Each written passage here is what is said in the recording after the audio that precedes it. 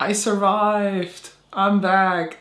Very, very much thank you for all the patience that you brought up with me because I did not upload videos last week because I was just fucking sick. And you might hear it already in my voice. I still am a bit sick, but I feel fine enough to film. I do have to pause a bit because I'm constantly coughing. But that's not what the video is about. This is a new episode of the You Don't Need That Shit. I have to admit that I saved a lot, but I actually threw out a bit of older posts that were either not interesting enough anymore for me or were just at this point like too old. So I have saved now 16 things and some of them aren't even new releases. It's just a bit of a new rant going on. So yeah, before we start, the lip of this video is the Charlotte Tilbury Airbrush Lip Blur, whatever this complicated name is, in the shade Pillow Talk. Have you heard about the PR thing that happened with Charlotte Tilbury? That's a wild one. Oh, and if you're wondering what on earth this magical eye look is, you will either see this tomorrow or Wednesday. I'm not too sure when exactly I will be uploading this, but if you are in the internet, you probably came across this beautiful, I don't know how to describe this other than as a floor tile size Chinese Year of Dragon palette from a Chinese brand. They have 32 shades in them, like 2 rows with each 16. It's like such a long palette. And I bought it and this is the look I came up with and I am slightly in love. But now let's talk about new releases and new things that brands just did in the past week or two. Let's start with the new Chanel Spring Collection. So usually I am not a Chanel makeup fan. I have a couple items like some of the Rouge Coco Flash lipsticks. I have 2. What else do I have from Chanel? I think not a lot. The highlighter from the Christmas collection, the big one. That is awesome. And here in this collection, actually nothing really speaks to me aside from the highlighter.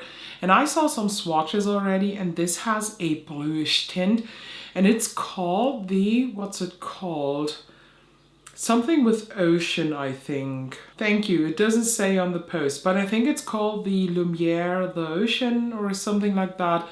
And I'm actually patiently waiting for this to be dropped here in the EU.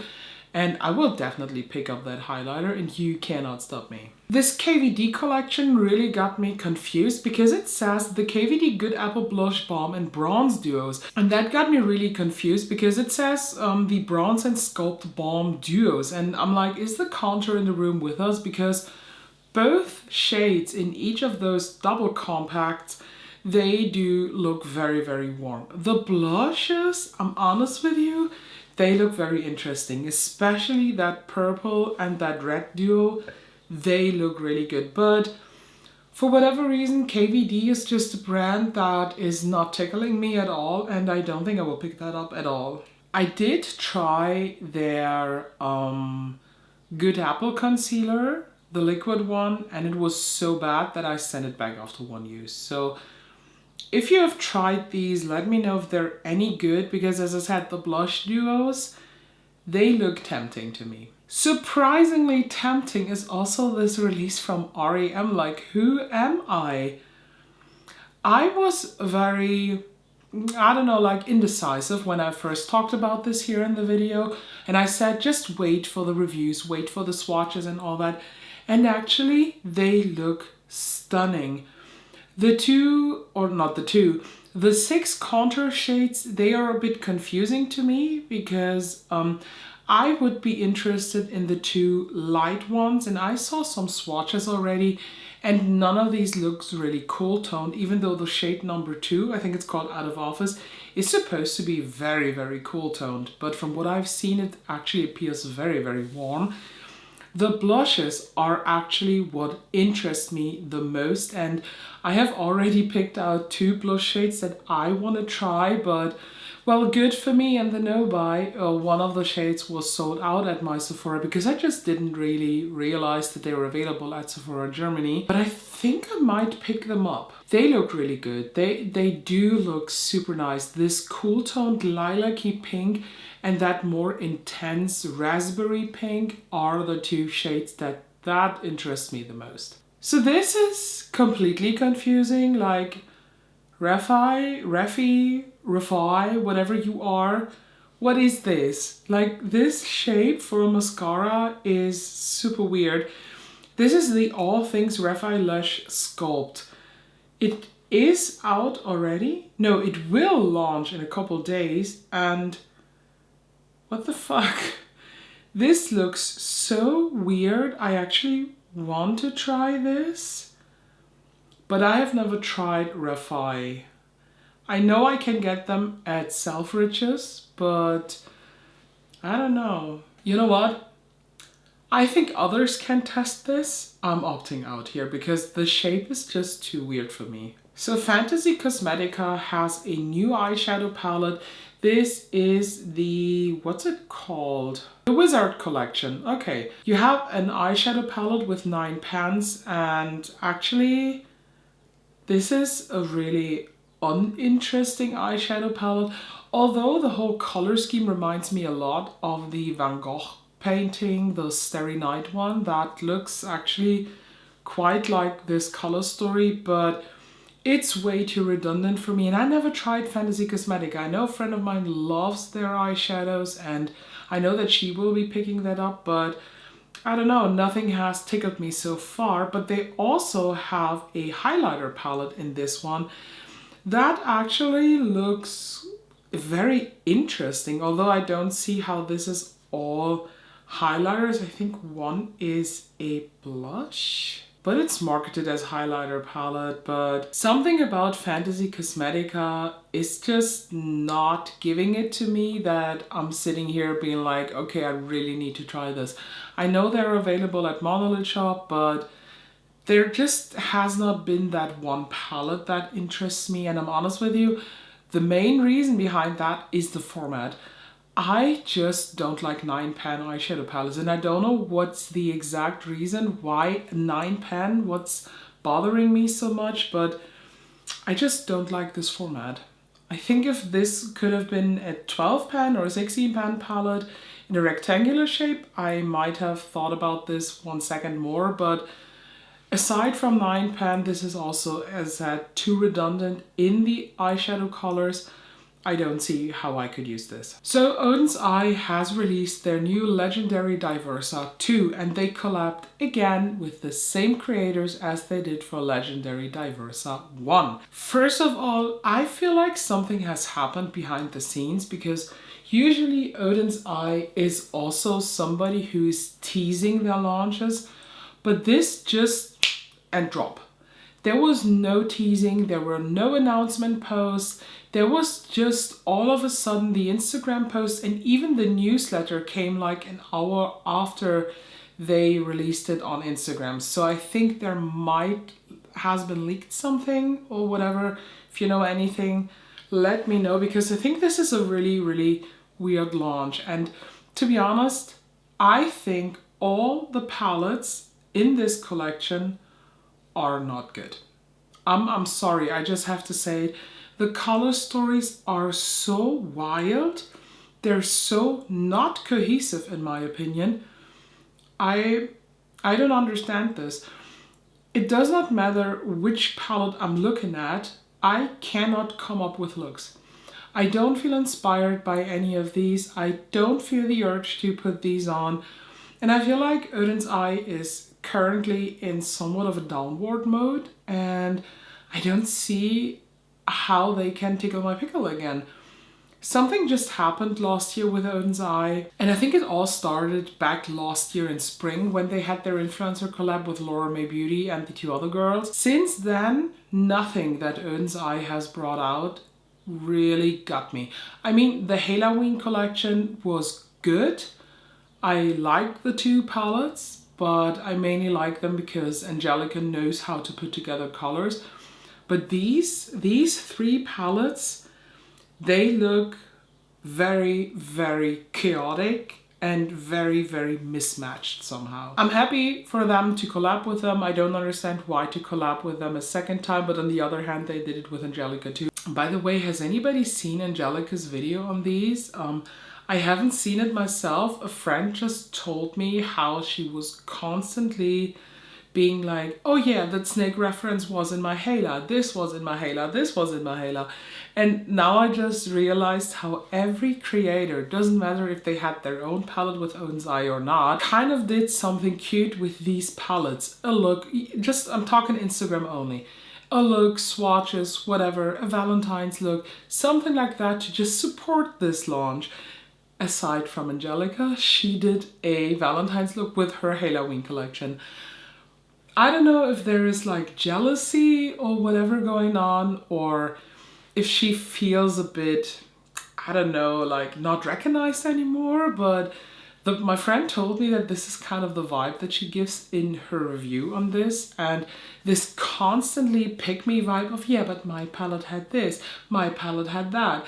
I'm sorry, this is not what your video is about. Just either do a video or don't, but if you do, support those girls. You don't have to like the color stories. That's not what I'm talking about.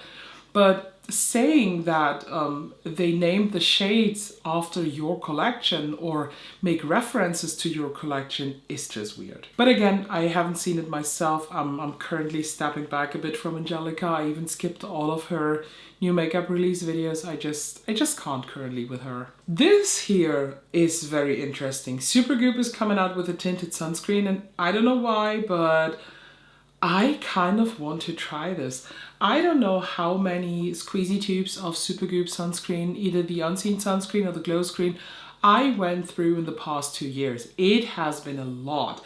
I really enjoy this, and I think this can be a really nice daily tinted sunscreen. The thing just is that I'm not really sure how I could incorporate a tinted sunscreen, because I'm not the clean girl vibe, and I think this tinted sunscreen would have peaked a lot in the past 2 years when the clean girl vibe was at its peak. And I feel like in 2024 I've seen so many TikToks, and let's be honest, TikTok is just dictating trends at this point.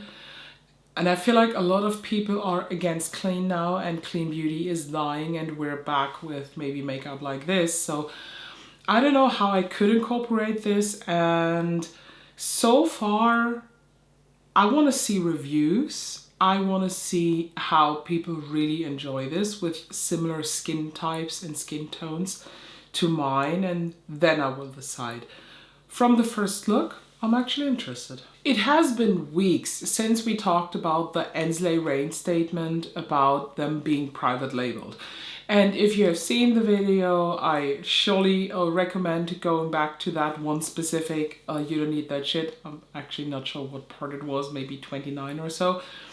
I talked about how Ansley Rain falsely just described private label and white label, and they're basically trying to sell us private label things, which are fine, as handmade, and try to sell us private label as something special, which it clearly isn't. So if you don't know, private label just means that you get your formulation from a factory.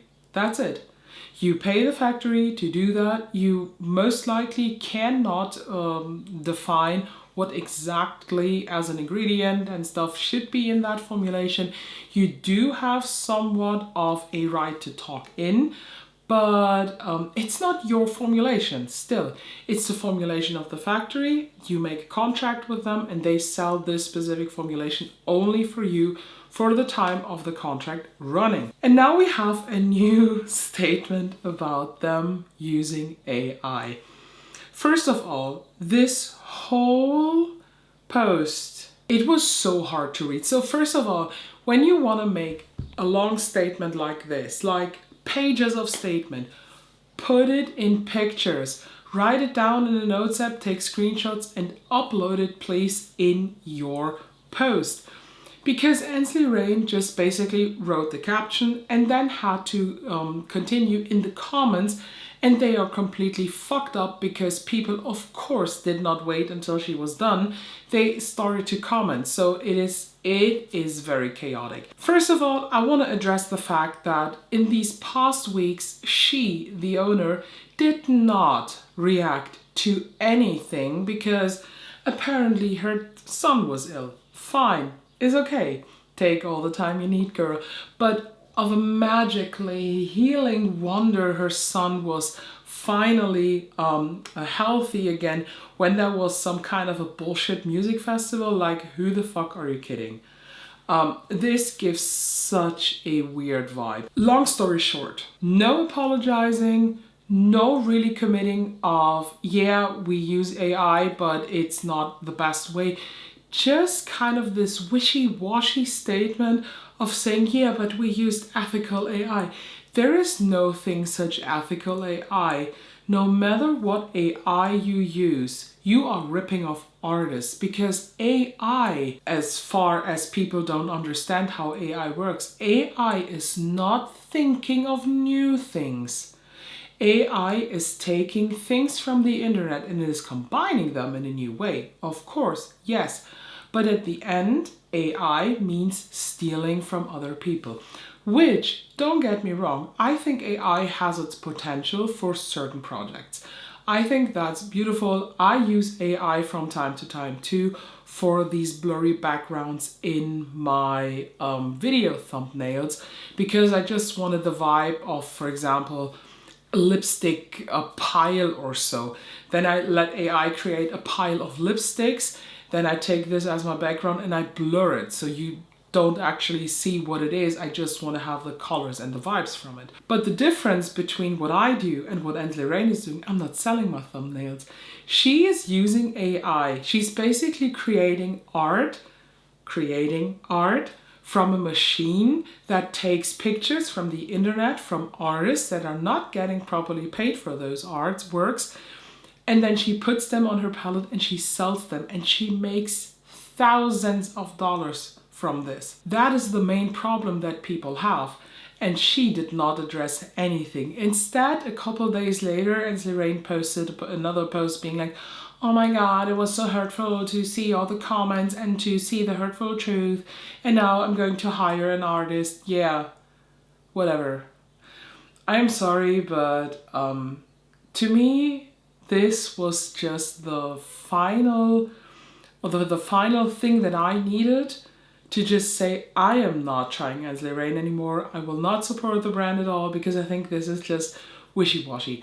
All that she cares about is how to shovel as much money as possible. She is clearly not informed how this industry works. She clearly does not care about other people's work. She is a ripoff, and she's just such a weird vibed person. Again, as always, if you use Ansley Rain and you like the shadows, I will not hold you back. And I will not tell you to boycott them or to cancel whatever. I think this is dumb.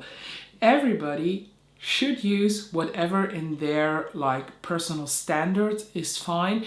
To me, this is something that is not fine. That's why I will not use just Ansley Rain.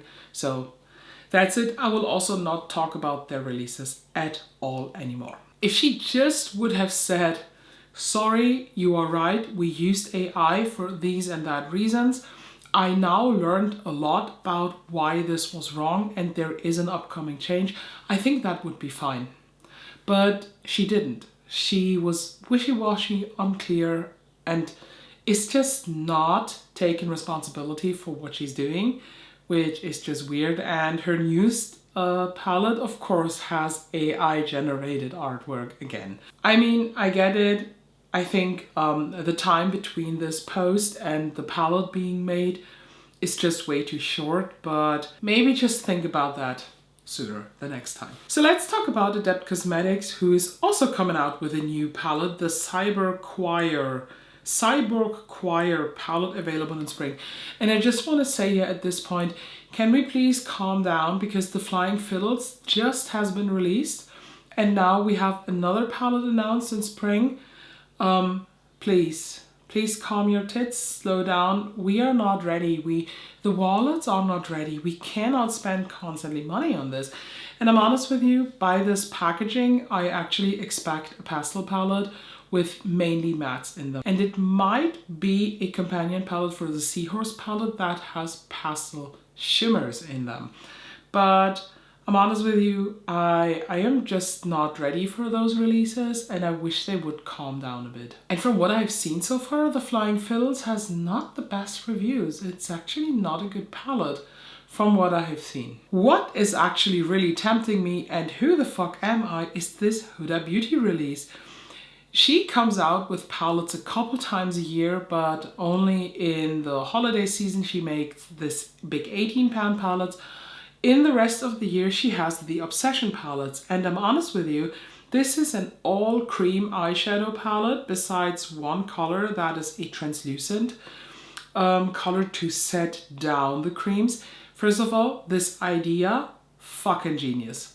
I love it. I hope this works. And then this cool tone palette, I think this is grayish. Holy fuck, this is amazing. This looks like a perfect companion palette to the Matte Obsessions Cool from last year.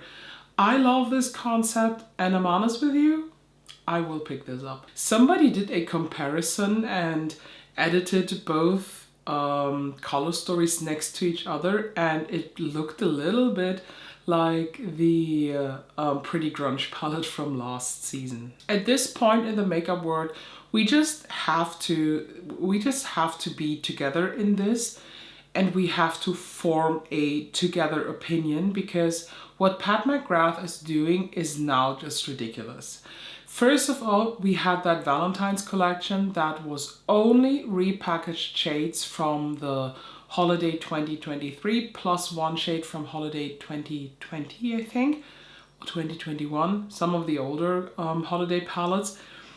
And now we have a re-promoted Mothership 8, the Vine Rose 2, just with a gold packaging. I'm 100% honest with you. The image of this palette is disturbing me, because the way that she photoshopped, or the brand photoshopped, the shades is ridiculous, because Mothership 8 does not look like this at all.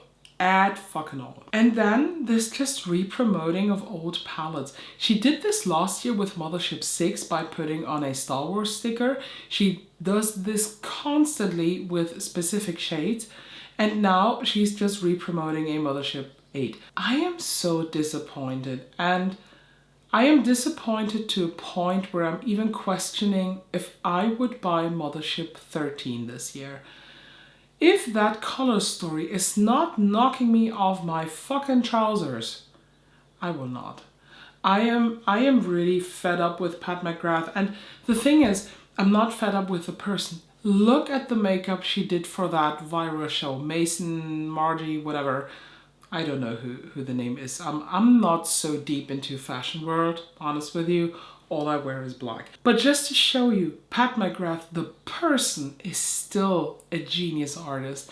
When I saw these pictures, I kid you not, I cried, because how beautiful this makeup is. And I even showed my husband, and he was like, how the fuck has she done this? How is it possible that the models look like plastic dolls? That is amazing. Even he, who's like so far away from any type of makeup, like I am far away from ballet, even he was wowed by this artistry. And I just want to have this artistry in the brand. Of course, I am not now asking for a product that gives me porcelain doll skin like for the show. I'm just asking to take the thought of artistry, the thought of color, of combination, of expression, and put it in a fucking palette, just like she did in the beginning. I mean, Mothership 1, 2, and 3 are not the best in quality, yes, but they were different at that time. They broke standards at that time. And I say it even until Mothership 7, because 7 was the first one that has this pink and gold theme going on. Every mothership until number 7 was somewhat special, somewhat new, somewhat artistic. But after that, everything went downhill, and that makes me really sad. And now this re-promoted, repackaged thing is just so awful. I mean, look at the artwork of the outer packaging. The red with the blue rose. Do you know what kind of color story could be in a mothership with this packaging?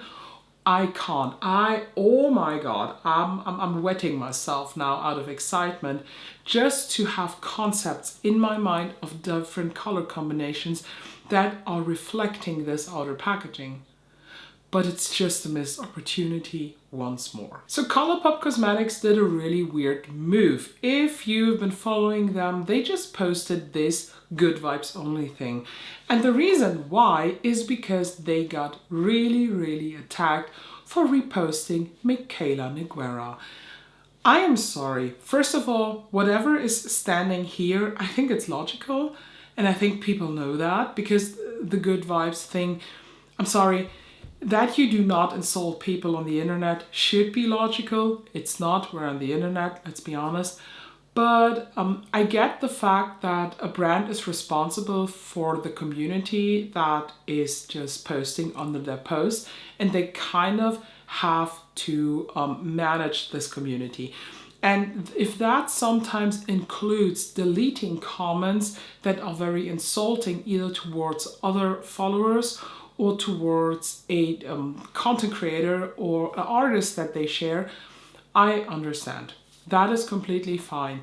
But when they start, and that is what actually happened, they start to delete critical posts, basically the same as Pat McGrath is doing, then it gets weird. And then this good vibes only basically is a hidden code for we don't want to have criticism here on our side. We're not caring for your opinion. And actually this makes me so mad that I'm rethinking whether or not I want to get the Twilight collection. I think this ColourPop has, how do I say this? ColourPop entered a very difficult path now, because on one side I get what they want to say.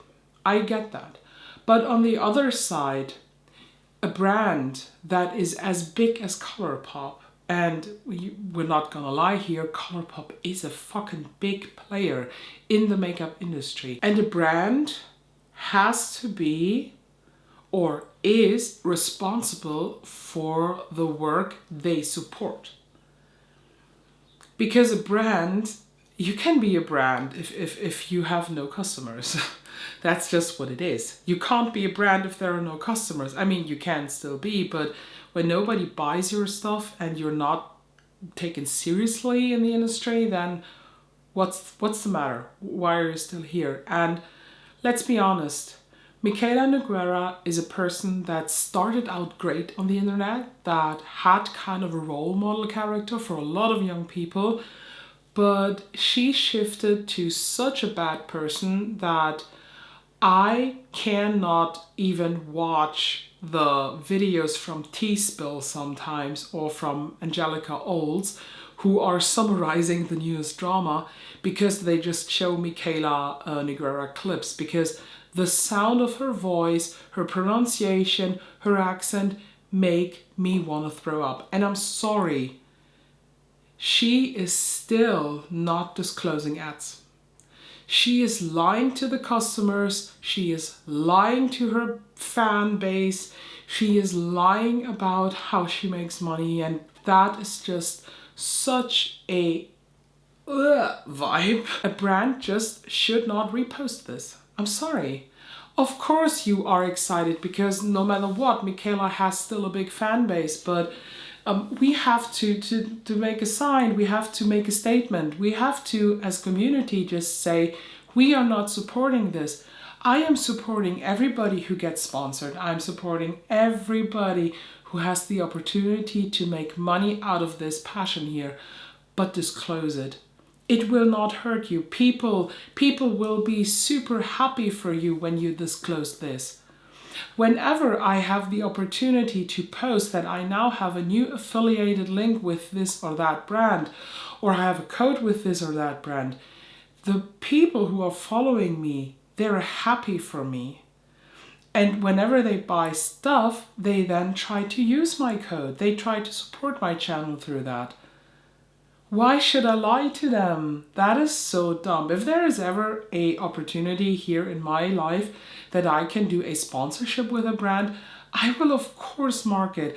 I will be the one who is screaming out of this window proudly that I have a cooperation or a paid partnership with this brand, because that is what I'm working towards too. But Michaela is just lying, and I'm sorry, ColourPop, if you are reposting this lying piece of garbage, you just have to live with the backlash of everybody who shares my opinion on this. But instead, they are deleting comments, and now they are saying good vibes only, which again is hidden code for we don't care for your opinion. Personally, I have to really rethink if I want to have the Twilight collection from them now. So this is weird. This is Dolce & Gabbana makeup. This is, I think, called the Bold collection, something like that. Yeah, the Bold Look collection. And I'm honest with you, this does not look good. I mean, the fun liners, the liquid liners, I get it. They kind of are spring vibing. Yes, I do understand that somewhat. But this eyeshadow palette is just looking like kids' makeup, and I don't think this is good. This is really not a good collection, so thank you, but I couldn't be less interested. So Patrick the Mold Ta is coming out with new shades of his double take blushes and a new formulation for lips. When I saw these new shades, I was like, aren't these the same shades that he's bringing out constantly year after year after year? Especially the one in the middle is just another cool tone pink. I mean, the orange one looks kind of unique, nothing that I would use. And the beige one is something that is already on the market. I am very, very confused. Is he just taking the existing colors and just putting one dip more of blue or one dip more of orange in them? I don't know. These lip things are the new major volume rich plumping glosses. It's a new richly pigmented formula. So there is still plumping glosses, but in a new formulation. I had 1 or 2 shades of his plumping glosses, and I actually liked it, but they were so thick that I had like strings when I opened my mouth, which is not a cute look. So I'm not supporting Patrick Ta at all, because it's still not solved that people have mold on their shit from him.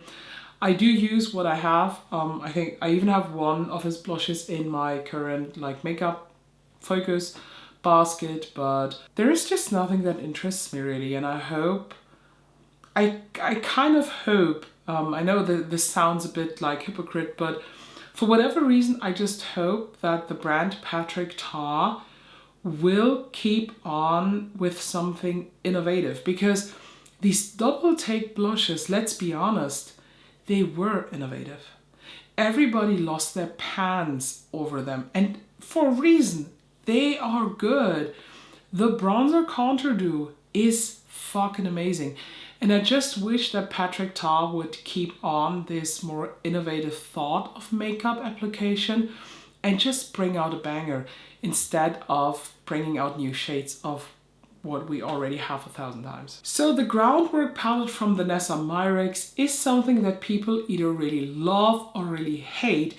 I personally, and I know it sounds super stupid, I love it. There is just something so unique and special about this Groundwork palette that I just constantly grab it. For even if it's just one shade that I want to have as a base, it's this one that I take and I really enjoy it. And the fact that there apparently is a new Groundwork palette now common with pinks and roses and purples is making me lose my pants, and I just tell you, I will get this as soon as it's here.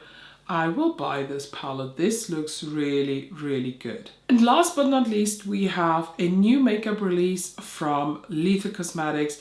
This is exciting. First of all, they are coming out with multichrome flakes. I guess it's like the Nessa Myrix chrome flakes, and I love it. I love it. I want to try them all, but they're €23 one pot, which is the same price as the Nessa Myrix. I think no, the Nessa Myrix is a tiny bit more expensive, but all of them that I have, I bought with a higher discount. So I think I paid around €24 or €23 per pot too. So they come to the same price at the end. But some of these, like Ultraviolet or Cosmic, they look awesome. And aside from that, there are also 5 new multichrome holos and 4 iridescent triochromes or trichromes. I'm honest with you, I think I will get some of them when they launch. They will launch this week on Friday, I think. Yeah, February 23rd. And I will definitely get some. They look awesome. And yes, I know I'm technically still in the no-buy, but they look delicious and I just want to have them. So how about you? How do you feel about those releases? Is there something in there that is for you? Or are you like, okay, it's getting boring and boring and boring every week. Where are the new innovative things? Where are the new exciting things? Let me know how you feel. Have I said this in the beginning? I don't think so. Don't forget to subscribe and all that shit, because I am back. My voice is still a bit crackling as you hear it, so you will hear it all week still. But I'm happy to be back, and I hope I can see you in the next one.